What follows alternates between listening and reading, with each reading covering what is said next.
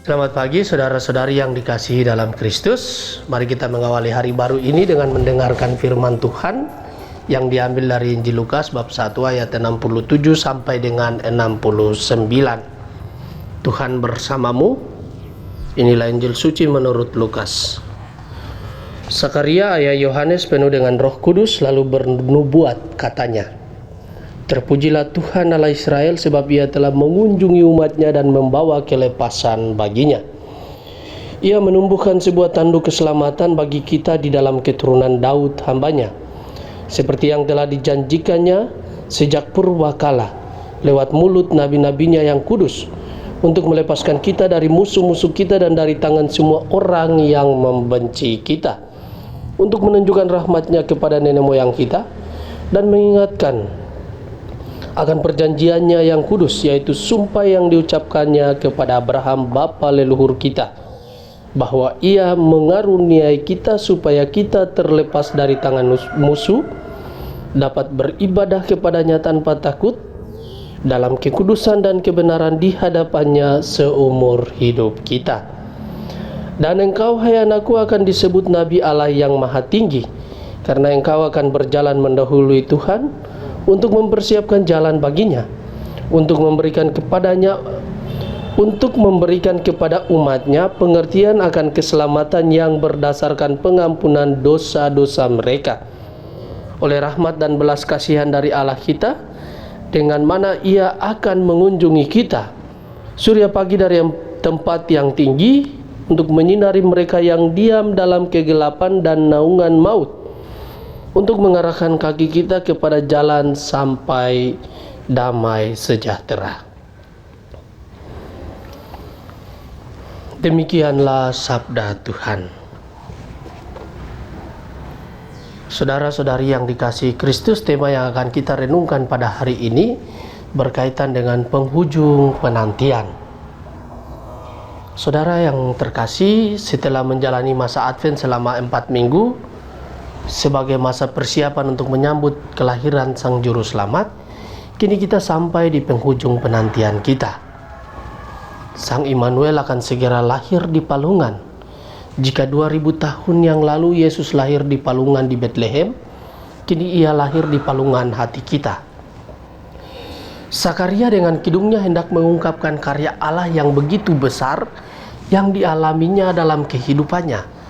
Sakaria menyadari besarnya kasih Allah dalam perjalanan hidupnya yang membebaskan dia bersama istrinya dari keterpurukannya. Sakaria mengumandangkan pengalaman imannya yang sangat mengagumkan. Allah telah memberikan kepadanya fajar yang begitu cemerlang dan memberikan kepadanya kehidupan yang baru dengan kehadiran Yohanes dalam kehidupan dan keluarganya. Dalam kidung pujian Sakaria, dia mengungkapkan kebesaran Allah yang telah memberikan jalan keselamatan kepada umatnya. Namun, jalan menuju keselamatan itu harus dipersiapkan sehingga semua orang dapat melihat dan merasakan keselamatan. Yohanes adalah tokoh yang ditampilkan untuk mempersiapkan jalan bagi penyelamat. Tentu tidak mudah bagi Yohanes untuk mempersiapkan jalan itu, karena Yohanes harus menyadarkan banyak orang dan membawa mereka kepada pertobatan.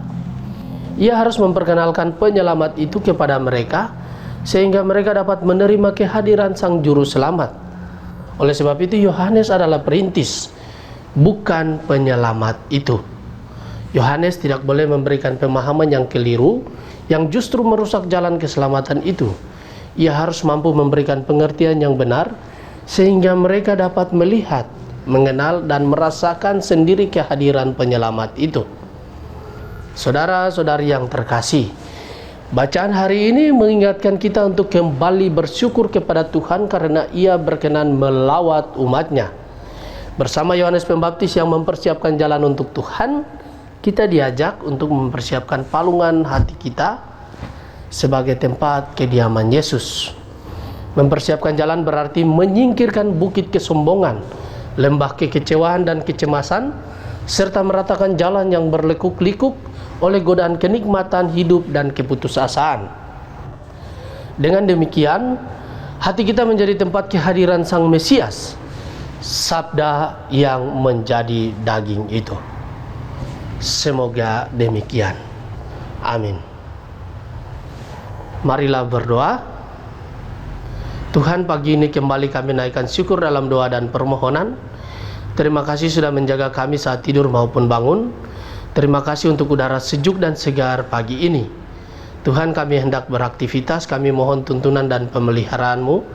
Jauhkanlah kami dari yang jahat dan berilah kami kekuatan dan kesehatan. Ajarilah kami untuk saling mengasihi dan mengampuni. Kami serahkan hari ini ke dalam tangan-Mu. Kristus terang dunia, berkatilah keluarga-keluarga kami, jadikanlah kami alat kasih-Mu, dan pantaskanlah kami menjadi hamba-Mu yang setia. Amin. Tuhan bersamamu. Semoga keluarga kita, orang-orang yang kita kasihi dan doakan, seluruh aktivitas kita di hari ini senantiasa dibimbing, dilindungi, dan diberkati oleh berkat Allah yang kudus, Bapa dan Putra dan Roh Kudus. Amin.